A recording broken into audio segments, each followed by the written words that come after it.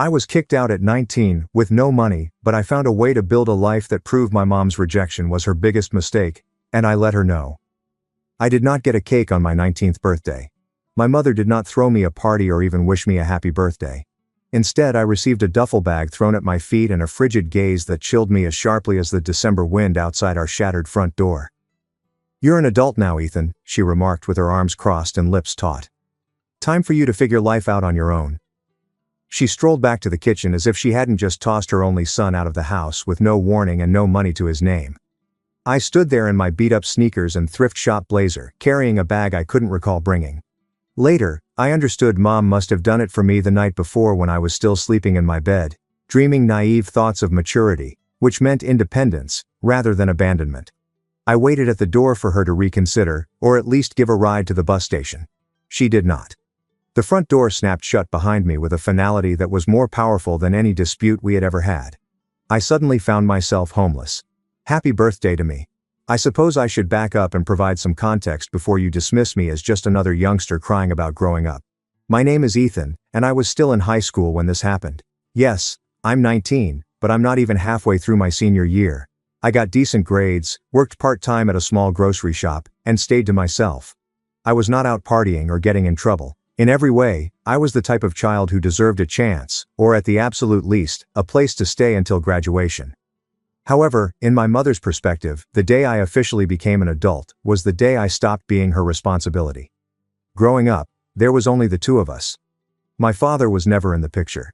When I was 8, I inquired, and the reaction was silence and a slammed cabinet door. Following that, I stopped asking. Mom worked several odd jobs, cleaning homes, waitressing, occasionally vanishing for a week or two and returning with more money and bruises. When she was around, she was either fatigued or furious, or both. Still, I tried not to give her any more reason to shout. I kept the flat tidy, prepared basic meals, and made excuses for her when she neglected to attend parent-teacher conferences. I quickly realized that love, at least in our household, was conditional. She didn't say, "I love you." Not even in the midst of routine. There were no hugs or affection, only rules, demands, and lots of guilt. If I asked for new shoes, I would be ungrateful. If I received an A, it was not an A+. If I was silent, I felt gloomy. If I spoke out, I was being impolite. The goalposts kept changing, and no matter how hard I worked to fulfill them, it wasn't enough. Still, I hoped that turning 19 would be different, that she'd see I was trying and would be proud, even if she didn't say it out loud. I wasn't expecting a party that we couldn't afford, but rather a supper or a peaceful evening together. I was gullible enough to imagine she would care. It turned out that she had been waiting for the day when she could finally wash her hands of me. The night before my birthday, I'd gotten home from work to find her in one of her moods. She was chain-smoking near the window and pacing like a trapped animal. I did not say much. I knew better, but I offered to reheat some leftover noodles. She waved me off without saying a word. Later, I overheard her on the phone in her room, talking fiercely. I couldn't understand much, but one line struck out. "He turns 19 tomorrow. I don't owe him anything." After that, I laid awake most of the night trying to convince myself that she didn't mean it, and that I had misunderstood. But deep inside, I knew. I believe I knew for a long time that she was just looking for an excuse. She wanted her life back, whatever that meant for her. And I was simply in the way. Her load, justification, and guilt. The morning began with quiet. There was no breakfast or welcome, only the bag at the door and those words. "You are an adult now. Discover life on your own." I did not weep. Not then. I simply nodded and walked away, feeling as if I was leaving behind something that had been shattered long before I recognized it. I went 3 kilometers to a park that I used to visit as a child, sat on a freezing bench and opened the package. 3 pairs of jeans, 4 shirts, 1 sweatshirt, a toothbrush, and the $25 I had put in an envelope under my mattress. She had taken that as well. I assume she thought I didn't need it. That marked the beginning, the initial cut. That night I sat at the back of a laundry, covered in my hoodie, listening to the machines buzz. The following week flew by, sleeping on benches, eating whatever I could afford, and bathing at the gym whenever I could slip in. I did not inform anyone at school. I was too proud and humiliated. I continued turning up, exhausted and hungry, pretending that everything was all right. Teachers began to notice, but no one spoke anything openly. I overheard whispering. "He looks unwell." Something's wrong with Ethan, but no one has inquired. One day my guidance counselor approached me privately. Mrs. Carson. She was one of the few adults that looked me in the eyes and truly meant it. She inquired if everything was well at home. I tried to lie, but the truth simply slipped out. She did not cry or gasp. She was just listening. Really listened. Then she went to work. She assisted me in applying for emergency housing, speaking with the principal about lunch coupons, and even requesting a favor from a local group that assists children in crisis situations. I didn't want to accept charity, but I had no other alternatives. That small bit of assistance kept me alive. Meanwhile, I never heard from my mother. There are no calls, texts, or anything. She vanished as if I never existed. I was out of her life. And that was just how she wanted it. But here's the deal. Every night I went to sleep on the chilly shelter bed. I made the same pledge to myself. One day, she'd come to regret all she said to me. One day I'd be far above anything she imagined I could ever be. She would have no option but to watch it. Not because I sought her approval, I did not. Not anymore. But I wanted her to understand that she was incorrect about me, about everything. And when that day arrived, I would not shout, I would not fight, I would simply grin and go away. I wasn't sure how I'd do it yet.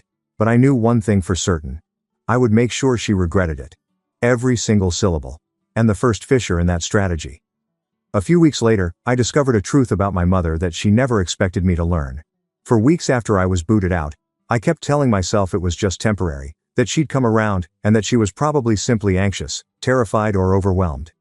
I clung to that illusion as if it were the only thing holding me up. Because if your own mother can throw you aside like garbage and not care, what does it say about you? But she did not come around. In fact, the more I understood, the more obvious it became that she had been arranging my leaving for a long time. Mrs. Carson assisted me in enrolling in the local juvenile shelter's assistance program. It wasn't glamorous, a bunk bed in a shared room, alternating duties and twice-weekly group meetings, but it was warm, safe, and mine. For the first time in a long time, I felt some sense of steadiness. I worked extra hours at the grocery store and did night shifts when possible. I kept my head down and my grades up. My social life vanished, as did my ability to care. Every spare minute was dedicated to survival. I didn't have time to digest my sadness. Not until a frigid Thursday afternoon in late January. It all started when I ran into Mrs. Parker, our former neighbor from the building. She was strolling her small dog outside the community center, where I had volunteered for additional service hours. She recognized me right away, though I must have aged 10 years since she last saw me. "Oh my goodness, Ethan," she exclaimed, pulling her coat closer. "Are you all right, sweetie? Your mom said you went off to college early." I hadn't noticed. "College?" she nodded. "That's what she told everyone. Said you got a scholarship and left on your birthday. She was just telling Mrs. Turner about how proud she was, how you were becoming a man and starting your life." I didn't know how to answer. Proud. She had not even texted me. Hadn't attended the January graduation planning meeting, where parents were asked to RSVP for cap and gown payments. I was standing in front of a neighbor who was fed a dream while I was living in a shelter, eating quick noodles, and worrying if my uniform smelled like disinfectant. That was the first fracture in the falsehood. And things just got worse from there. It turns out that my mother did not simply toss me out. She replaced me. Her younger sister, Aunt Rachel, visited from Florida a week after my birthday. I didn't realize it at first, but one of the building's younger kids sent me a direct message on Instagram. "Your cousin is living at your place now? What happened?" LOL. I had no idea I had a relative. Curiosity and something worse, like fear, compelled me to probe. Aunt Rachel has a child younger than me, maybe 16. His name was Aiden. I remembered the last name from when I used to sort mail at our apartment building. Aiden has moved in and out of group homes.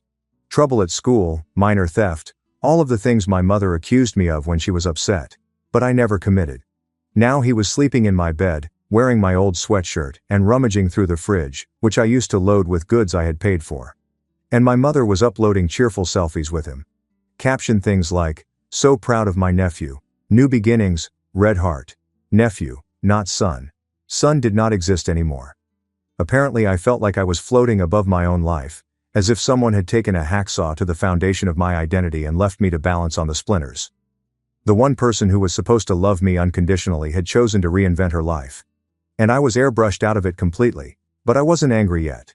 Not until I found the envelope. I was helping Mrs. Carson organize a charity drive at the school office, and she had this big stack of mail that needed sorting: scholarship offers, community flyers, report cards. One envelope had my name on it, thick and official looking.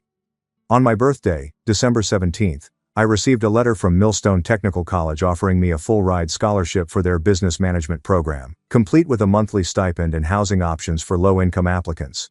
The letter was dated December 2nd and delivered to my home address. I stared at that paper for a full minute before the full horror of it clicked. My mom got the letter. She knew. She knew I had a way out, and she never gave it to me. I folded the paper back into the envelope, my hands trembling. "Mrs. Carson," I said, barely above a whisper. "Can I ask you something strange?" She glanced up. "Of course.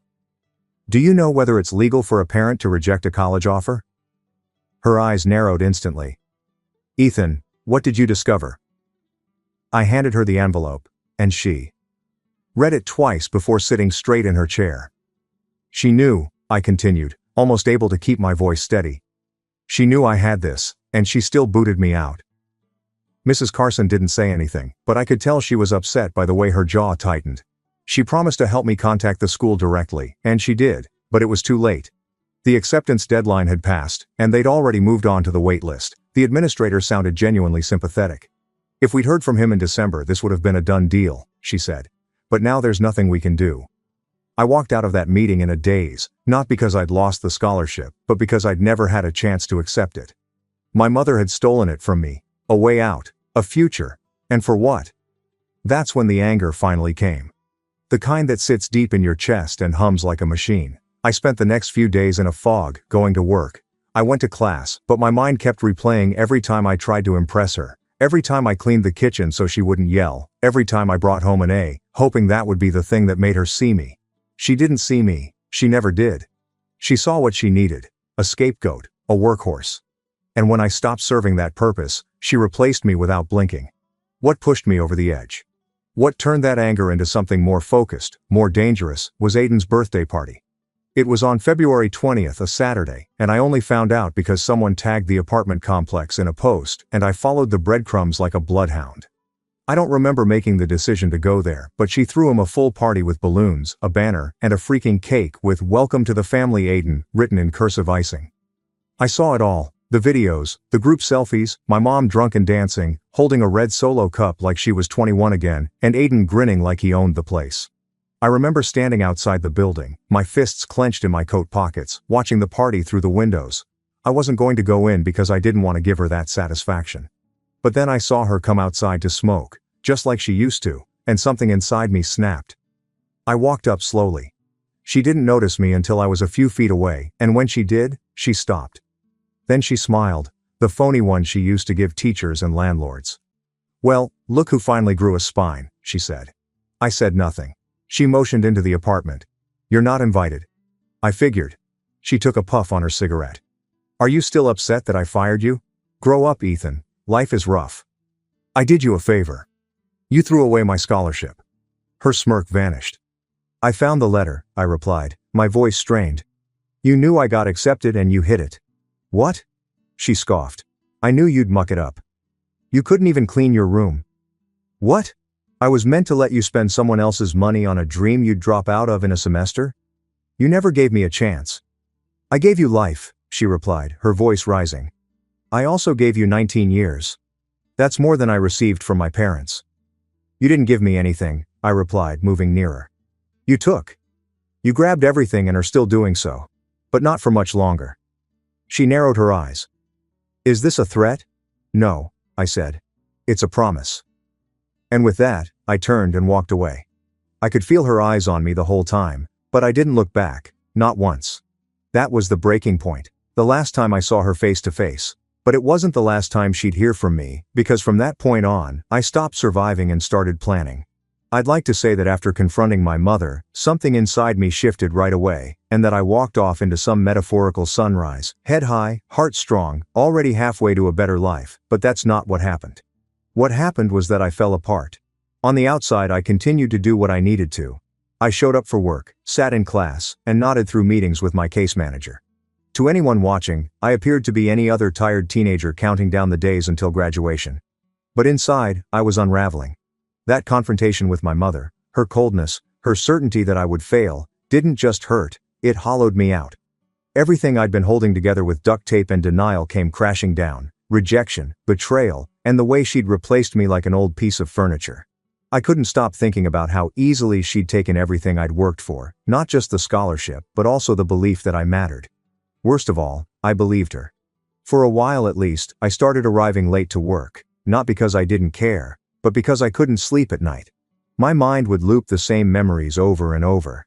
Her telling the neighbors I'd gone to college, the photos of her smiling with my replacement, and that damn cake with "Welcome to the family" written across it as a joke. I'd lie there in the shelter bunk, staring at the ceiling, heart pounding, wondering if she was right, if I'd screw everything up, if I was broken.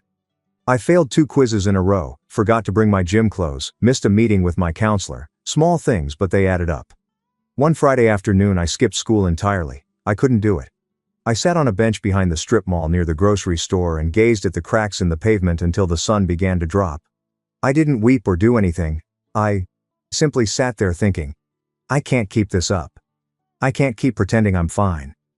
That was my lowest point. But the funny thing about rock bottom is that it's quiet. No one's cheering, no one's watching, and no one's waiting for you to climb out. You just sit there with your pain until you either give up or decide to move. That's what I did. I made one small move. I called Mrs. Carson. I don't remember dialing her number. I remember her voice on the other end, calm and warm, like someone turning on a light in a dark room. I told her everything, not just about my mother, but about how I felt, the weight, the exhaustion, the shame. I expected her to give me a pep talk about how strong and capable I was, but she just said, "Ethan, you don't have to carry this alone anymore." And then she showed up. That spring, something began to shift. She started checking in every few days, sending me little texts like, "Did you eat today? Need help with homework? Want me to proofread that essay?" These tiny lifelines began to pull me out of the fog, reminding me that maybe, just maybe, I wasn't invisible. I stopped thinking about proving my mother wrong and started thinking about proving myself right, that I was worth more than how she treated me, that I could build something, not out of spite or rage, but out of a quiet, stubborn belief that I deserved better. I poured myself into school, showing up early, staying late, asking questions, and taking notes as if my life depended on it, which it did. My grades improved, and I began tutoring other students in math and economics, not for monetary gain, but because I enjoyed it. Education was the first thing I had that was solely mine, and I excelled at it. I used to spend my evenings at the youth center reading articles about small businesses, investment strategies, tax breaks, and anything else that could give me an advantage. I wanted to understand the world in a way that my mother didn't. One of the shelter volunteers, Jamal, noticed how much time I spent in the computer lab. He was this older guy, ex-military, real and no nonsense. One day, he sat down next to me and said, "You got hustle, kid. Have you ever considered establishing your own venture?" That thought lingered in my brain like a splinter, my own thing, and at first I shrugged it off. What could I possibly start? I was broke, living in a shelter, without contacts or a fancy degree, but Jamal persisted. He told me how he used to flip used cell phones on Craigslist, how he started with nothing but a cracked iPhone and turned it into a side hustle that paid his rent. "It's not about starting big," he said. "It's about starting smart." So, I started. I noticed that people at the shelter always needed basics like socks, toothpaste, razors and chargers, but no one wanted to waste time going across town to the cheap stores. So I found a dollar store near my job that offered small bulk discounts, bought a few items, and resold them for 50 cents more in the shelter common room. People paid for the convenience. It wasn't much, but it was mine. I kept records, tracked profits, learned what people wanted, when they wanted it, and how to price it. I reinvested every penny. I bought used books on sales strategy and customer psychology. I watched YouTube videos about dropshipping and affiliate marketing. By the summer I had a binder full of notes and a spreadsheet that made me feel like a Wall Street analyst. More importantly, I had confidence, real earned confidence, not the loud kind, but the quiet kind, the kind that comes from knowing you built something from the ground up and no one can take it away from you. I didn't invite anyone to my graduation in June. Mrs. Carson was in the front row, and Jamal was also there, cheering as if he had raised me himself. There was no mother, no distant relatives, just me in a cap and gown coming across a stage with a piece of paper that said I mattered, that I made it. I felt like I had a family for the first time in my life. Not the kind you're born into, but the kind you find when everything else falls apart. After the ceremony, I didn't cry. I just stood there staring at the crowd, realizing that I'd done it. I'd survived. I'd rebuilt, and I wasn't done yet. That fall, I enrolled in a community college, not Millstone Tech. My scholarship had been given away months before, but it didn't matter. I got financial aid, applied for every grant and local scholarship I could find, took out a small loan, and kept working. Evenings at the store, weekends running my little supply stand at the shelter. I moved into a subsidized student housing unit, tiny but mine, and slept on a mattress on the floor, surrounded by textbooks and boxes of dollar store toothpaste. And I was happy because I wasn't surviving anymore. I was building brick by brick, dollar by dollar, grade by grade, and by the time I turned 20, I was running an online shop out of my dorm. Nothing fancy, just curated care packages for students and shelter programs, basic needs bundled together. I'd personalize them, add handwritten notes, and even offer discounts to shelters where I'd once stayed. I didn't obsess over it like I used to, but it lingered like a low hum in the back of my mind. Orders began to come in, and word spread. I wasn't just rebuilding my life. I was building something bigger. Despite everything else, the grades, the business, the new life, there was one thing I couldn't shake. The promise I made to myself that one day she would regret everything. Because while I was rising, I knew something else was happening. Something on the other side of town, something about to collapse. The thing about vengeance is that it doesn't come to you. You have to build it slowly, brick by brick, not in a movie-style way where the protagonist just magically levels up, gets a haircut, and launches some dramatic confrontation that changes everything overnight. No, true vengeance, the kind that stings, requires patience, timing, and discipline. You don't win by yelling louder or throwing punches. You win by being so successful, so undeniable, that the person who wronged you has no choice but to see you, acknowledge you, and regret every single choice that led them to that moment. And I was getting there. By the age of 20, my side hustle had taken off. What began as a box of care products and snacks in a shelter common room had grown into a modest but steady e-commerce business called Packlight, with simple, clean branding and care packages tailored to college students, low-income families, and shelters. I'd built a Shopify store, learned basic SEO, and reinvested every penny I made in stock and site design. But it wasn't just about money. It was about creating something that no one could take away from me. I kept it all quiet. No bragging, no posts. Not even my professors knew the full scope. I didn't want eyes on me until I was ready. I still remember my mother's reaction when I told her she had stolen my scholarship. That cold, smug smirk that said, "You'll never be anything without me." I wanted to burn that image out of my mind, and the only way to do that was to make her eat her words. But to do that, I needed more than success. I needed a plan, and strangely enough, it began with Aiden. I didn't care much for him at first. He was just a pawn in all of this, a new warm body for my mother to manipulate, parade around, and guilt trip into loyalty. I assumed he'd vanish like everyone else in her life, but then I got an email from a girl I used to go to high school with. We weren't close, but we had a few classes together. She messaged me unexpectedly one afternoon with the subject line, "Hey, is this your cousin?" There was a snapshot attached, a Reddit topic, one of those anonymous community boards for our area, with the post title, "Aiden from Unit 14 observed taking phones from gym lockers again." I opened it with a horrible sensation, and the thread had a few fuzzy photographs.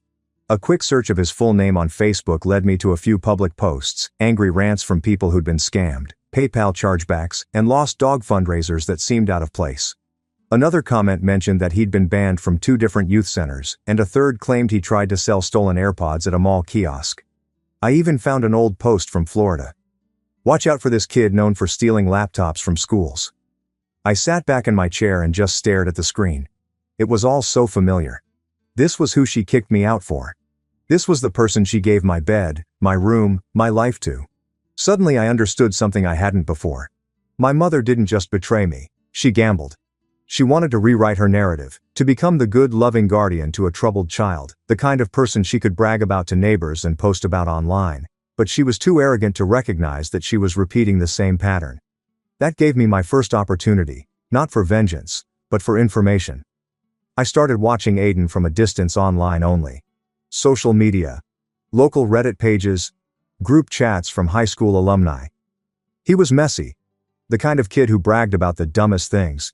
He'd post photos with wads of cash, claiming it was from legitimate side hustles. He made TikToks flexing in sneakers I recognized from my old closet, the ones I saved up for junior year, and the ones I thought I lost in a move. He was walking around in pieces of my past, smiling like he earned them, and that's when I started the burner. A fake Reddit account and a new Instagram profile, completely untraceable. I used it to quietly comment on threads, spark conversations about Aiden, and ask loaded questions, nothing obvious, just enough to pique people's interest. I was working a shift at the grocery store on a sleepy Sunday, holding a basket, hair curled, and cheap perfume trailing behind her like a cloud of denial. I didn't need to fabricate anything. His own history was the bomb, and I simply handed people the match. She didn't notice me because I was bagging groceries at the end of the express lane, but I did notice her and who she was with. A tall, possibly late 40s man in a suit jacket over jeans who looked expensive but casual, as if he was trying to appear humble but failing miserably. They weren't holding hands, but their body language was undeniable. She was laughing, twisting her hair, performing that phony giggle she used when she wanted anything, and they went right by me. She didn't even look up, so I asked the cashier next to me, "Do you know who that guy is?" "Oh, him," she said. "That's David. Arrives often. He owns a handful of the IT businesses downtown." "I think he's loaded," said David, giving me my second opportunity. David Salvatore, owner of 3 small electronic stores in our county, did local commercials, had a LinkedIn, and even an Instagram where he mostly posted photos of the stores, a couple of trade show photos, and recently her. I waited until she left, then asked to take my break early. I stepped outside, took out my phone, and searched David's tech store hometown. A post from Valentine's Day was buried in the feed, a photo of a dinner plate, a candlelit table, and just visible at the edge of the frame, her hand, the ring she always wore, with the caption, "Best V-Day I've had in years." Lucky man, that confirmed it. She'd landed someone new, someone with money, which meant she had something to lose. And that was my third opening. I spent the next 2 months building the pieces of what would become the setup. First, I revamped Packlight, got serious, registered the business, opened a P.O. box, applied for a micro grant from a nonprofit that helped youth entrepreneurs, and got it. I used the funds to invest in inventory, automate parts of my fulfillment process, and even hire a part-time web designer from a freelancing site to polish the site and rebrand it. Then, I created a special section on the website, Packlight Partners, a program for businesses to sponsor care packages for youth shelters, complete with branded thank you notes, social media shoutouts, and a community partner badge. Guess who I contacted? David's stores. I used a fake name, posed as the marketing manager, and sent a formal pitch via email, complete with mock-ups. I knew he'd bite. He was exactly the kind of guy who wanted to appear generous. We went back and forth for a week and eventually, I got a confirmation. "This looks great. I'm happy to donate some accessories and be featured. Just keep our brand visible. My girlfriend loves this kind of community work." His girlfriend, of course, had spun some lie about how she used to work with kids or run support groups or whatever else she fed him. And now she was about to be publicly linked to my company, the company built by the son she abandoned. But I wasn't done yet. I needed one more thing. Receipts. So I started collecting them. Every Reddit thread, every photo of Aiden holding stolen goods, every comment from someone who claimed he owed them money, every blurry gym security photo, every Twitter rant, and every TikTok with flexing cash. I created a Google Drive folder with captions and sources, organized by date, and backed it up 6 times. Finally, I ordered one of my own care packages, but this one contained something special. A typed letter signed with my full name and addressed to David. Inside, I thanked him for supporting youth like me and mentioned how I started the business after being kicked out of my home at the age of 19 with no support from my family. I didn't mention names because I didn't need to. I let the timeline, tone, and emotional weight speak for themselves. I wanted him to ask questions, and I wanted her to sweat, because now I had everything. I wasn't going to drop the bomb just yet.